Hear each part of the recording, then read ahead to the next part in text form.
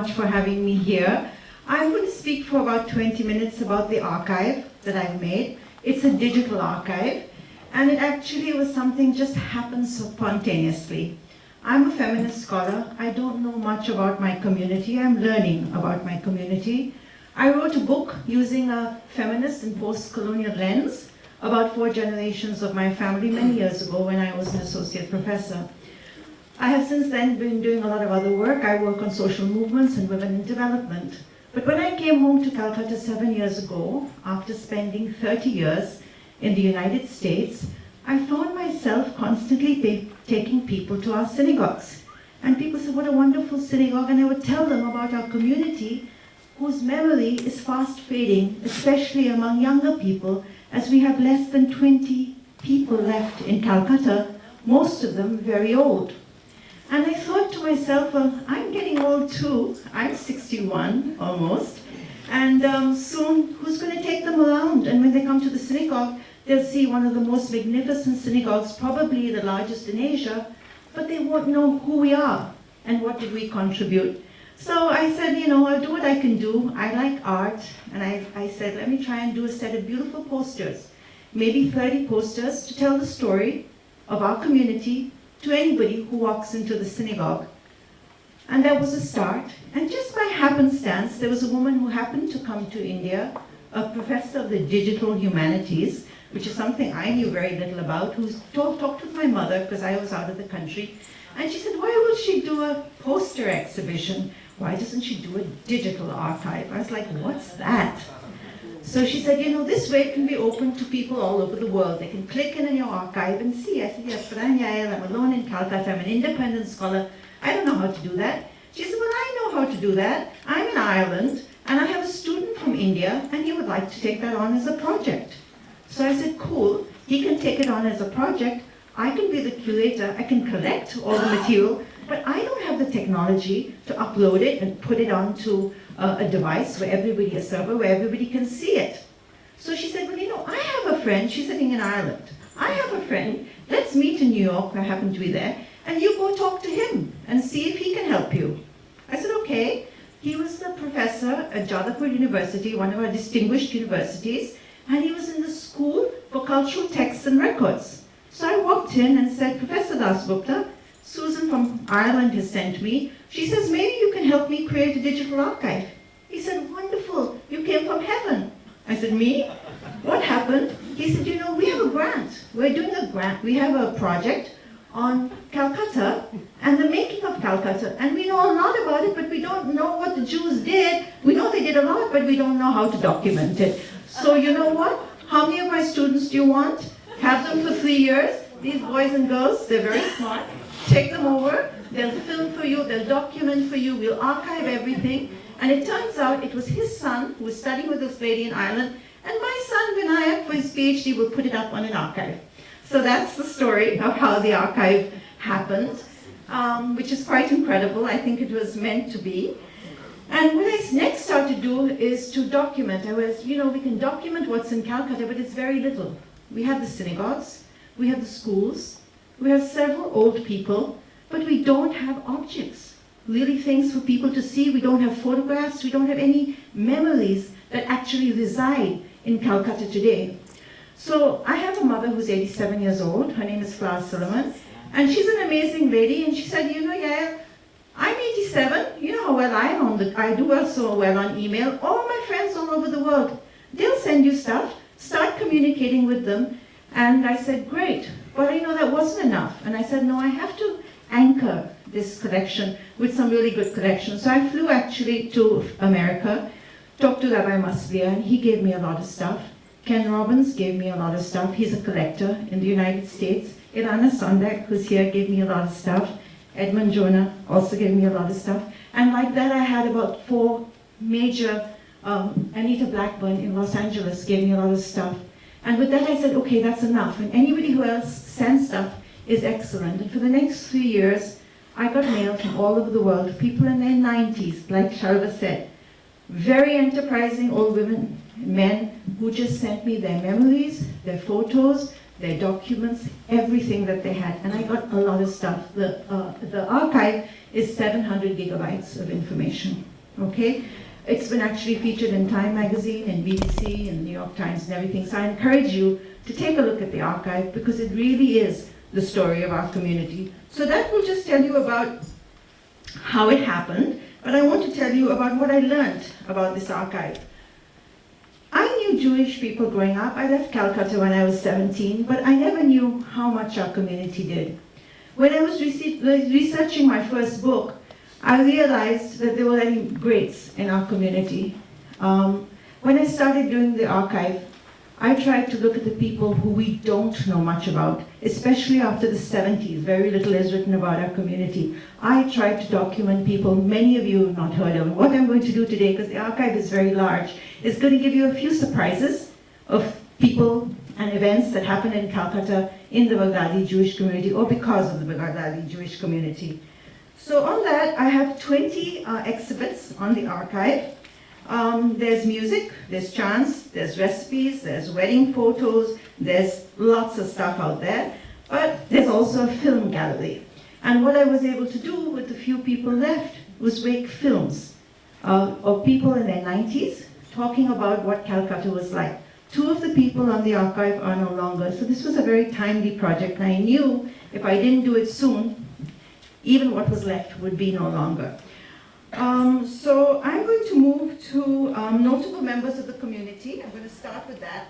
And all of you have spoken about, okay, so I wanted to talk about people that you probably don't know much about, because what I found out is that whilst Dr. Kumar and Shalva Weil talked about us being an important mercantile community, we were much, much more colorful than that. So I'm going to give you some local color, which I hope you're going to enjoy. I'm going to start with an image over here of a communist magazine in India, and that's Dr. Haskell Cohen, who is the editor of India's communist newspaper.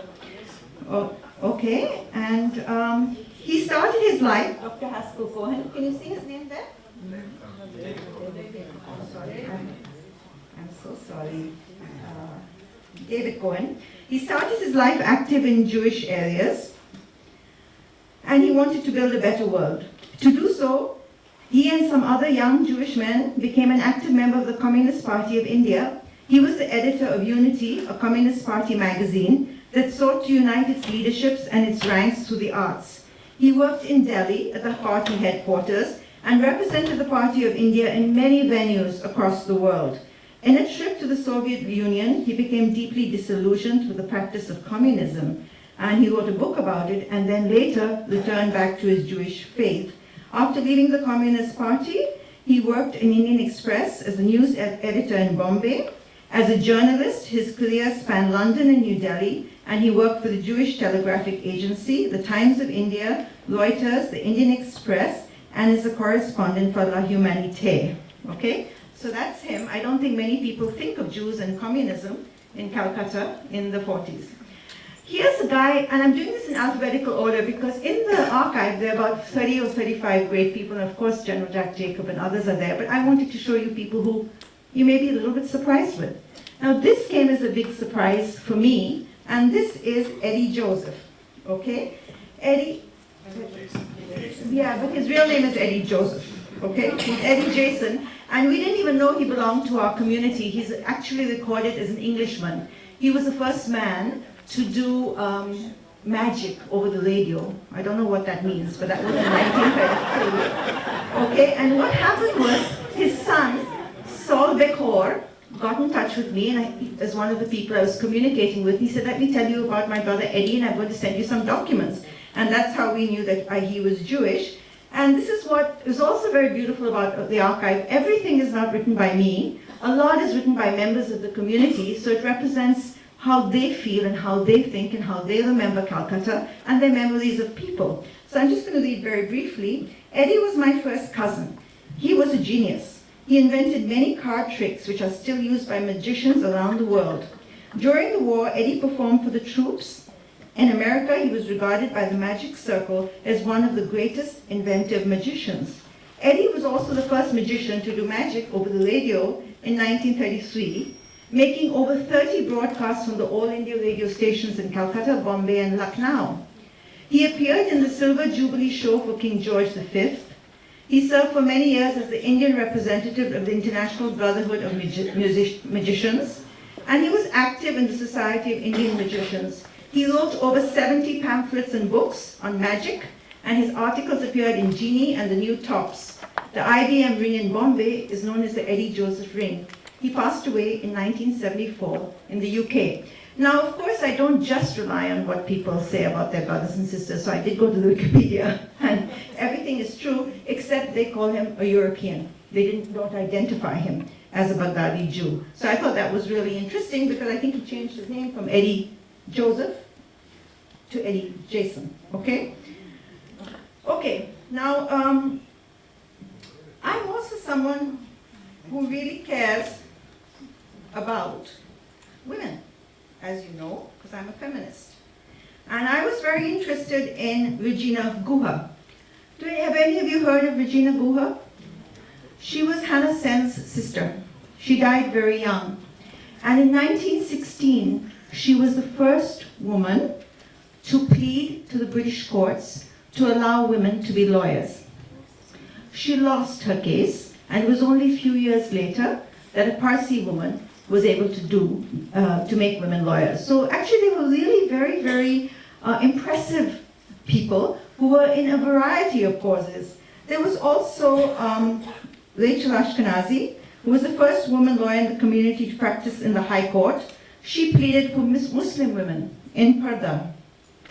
Rachel Jewett-Cohen was the first lady doctor in the Jewish community. Many followed in her footsteps. She enrolled in Calcutta Medical College in 1892 and received a government scholarship of rupees 20. Okay, that's about 30 cents. She was attached to the Jewish Baby Welcome Clinic started by the Jewish Women's League, and she worked for poor and destitute children. She emigrated to England in the 1930s. There was also, and so this actually tells about her petition and her plea, and if you go online, you'll get much more information about Regina. Regina's sister was very well known. Her name was Hannah Sen. She was very active in the Indian national movement, a member of the Congress Party. And this is an exciting story because I knew about Hannah Sen. I had researched about her before, but I didn't have enough information. And I was giving a talk on some gender conference in Calcutta, and a lady sat next to me, and she said, "Can you give me your book?" And I said, "I don't know if you're interested. This book is about Jewish people in India." She said, "That's what I want." I said, "Really?" She said, "Yes, because my brother-in-law is Jewish." And I said, "What's his name?" And she said, "Kamal Chinoy." I said, "Kamal Chinoy? No, that's Parsi. He's not Jewish." She said, "My brother-in-law is Jewish. He's Kamal Chinoy." I said, "Tell me more about him." He said his grandmother was Hannah Sen. Okay? And so I said, okay, I'm going to meet Kamal Chinoy. I called him up on the phone. I just networked with him, went to talk to him. He's actually an activist himself. He does a lot of work on human rights issues in India. And I said to him when we were talking, "Kamal, I've come to learn about your mother and your grandmother. And is there anything you can give me?" And he said, "Sure." And he gave me this picture. This is his mother, Hannah Sen, the lady in the glasses, with Gandhi, okay, which nobody else has seen before. He gave me this one of her with Nehru, okay, because she was very active in causes, national causes. And here's one with Mao Zedong. Okay, so I said, wow, that's great. So I talked a little bit more with Kamal. There's I've done an academic paper, it's also on the website. There's some community stuff, there's some academic stuff. The stuff I write is a little bit more academic with footnotes and all that. But there's a lot of other stuff which you don't have to worry about the footnotes. So Kamal Chinoy, basically, I asked him, "Kamal, what do you see yourself, and how do you have this name Chinoy?" He said his mother, Shanta, married an Indian diplomat, okay? He died when he was very young in service somewhere in, I don't know, somewhere in Latin America, or I can't remember exactly where, it's on the website. And he said, "My mother married again a Parsi, and out of respect for him, I'm Kamal Mitra Chinoy." I took his name. And I said, "What do you identify as?" He says, "Yeah, I'm Jewish." I said, "Oh." And he said, "My brother doesn't identify as Jewish, but I do. And because I'm Jewish, I do the human rights work that I do." And I thought that was really amazing. So you can read about Kamal. This is 3 generations of activism in one family. And Kamal is always on the news in India. You would have heard of him. And there's a lot of very sensitive reporting on a lot of issues. The next slide I'm going to show you. This is just actually a teaser. I want you to go to the website. In terms of, you mentioned about women in the movies. And there were a few. But very few knew about Premila. Premila was Esther Victoria Abraham. She was from Calcutta. I read about her, and through, again, networking, I went to Bombay to meet her son, because she's no longer Hyder Ali. Hyder Ali actually is quite well known because he made a very, very famous movie, which suddenly has gone out of my mind, about Akbar, Jodha Akbar. He actually did a screenplay. He's married to a Hindu woman. His father was a Muslim. Premila married a Muslim gentleman who was an actor. But I'm jumping ahead of the story, so let me go back again. Esther Victoria Abraham was born in Calcutta. This is her mother, Matilda, and her father. He was married to a Christian woman before and lived in the same compound as the actress Helen. He had many girl children from his Christian wife, and he wanted a boy very badly. And he went with Helen's mother to appear to a saint and said, I want this child. He said, but you may lose your wife in this want, in this quest for a boy. He said, I'll take the risk. He did. A son was, but actually his son wasn't born. Another girl was born, Esther Victoria Abraham. But he had many children after that, including sons, so that was okay. And the first wife died in childbirth. So from Karachi, this lady, Matilda, was flown over. Her father had an optician's shop in Karachi, and so they came to Calcutta, and that's Esther's parents. Esther then left with other of her cousins to go to Bombay. She taught at the Jewish girls' school. She was very beautiful, and when she went to Bombay, she went to see a film being produced, and they said, you're so gorgeous, and she became India's first Miss India, 1947. She was the first woman to open her own film company, production company. That's a film production company. She's here. Okay, it's first woman film production company. Later, her husband was actually married. He was a Muslim, so he had a second wife. He moved with his family to Pakistan in the 50s. She said, I'm not going. I'm staying on in India. She brought up her children as Hindus and Muslims, both at the same time. Okay, and they're a very interesting family. I've written about them. I think you'll really, really enjoy learning about this very multicultural family. That's a picture of Premila. She's very stunning. Okay, so that's her. She acted in many, many, many films. And this is her daughter, Naki Jahan, who's now, she was Hindu, she was Muslim and Jewish. Then she married a Hindu, and she's converted to being a Hindu right now. She was Miss India 1967. That's a picture of her as a model, okay? And her brother Hyder Ali is still also in TV shows, and he writes screenplays. So this is a very interesting family, and I hope you'll go and read more about them. And you know what was wonderful about this family? When I went there, they gave me all their family albums. She said, take them. I said, you're going to let me take all of these? She said, sure, yeah, I'm sure you'll send it back. And I made her a CD and sent it back. So they gave me everything that they had. One more minute? Oh, no. Okay, so on this is also many things, including businesses. So I'm talking about small businesses in Calcutta, and I'm leaving it. I'm going to, one more minute, I'm going to show you one more slide. Who do you think that is? Che Guevara?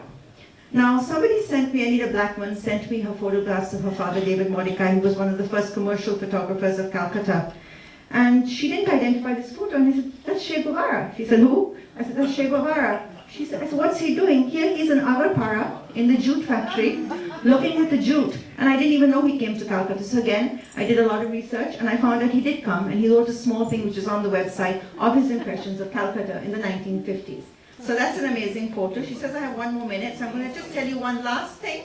And this is another building which I found by chance. It's the Sri Aurobindo Ashram. It's not far from my home. I was over here, and I often go to meditate here. And when I was outside the building, it said Sri Aurobindo was born here. And I said, you know, this just doesn't look like a Bengali home to me. So I went to the computer and I Googled and I checked it out, and it turned out it was the home of Sir David Ezra. But his father was a magistrate, and he happened to be born over here. Sri Aurobindo is one of the founding fathers of our national movement, a spiritual leader. He was born in this Jewish home, and then he worked with a mother who was an Egyptian Turkish Jew from Pondicherry. And here's a picture of Sri Aurobindo and the ashram in this home. I don't have more time. I wanted to tell you many more things. I have some more stuff on the warriors. Ilana's here. She shared me wonderful diaries of Jews during the different period. There's a picture, since it's Uncle Jackie, that's my uncle.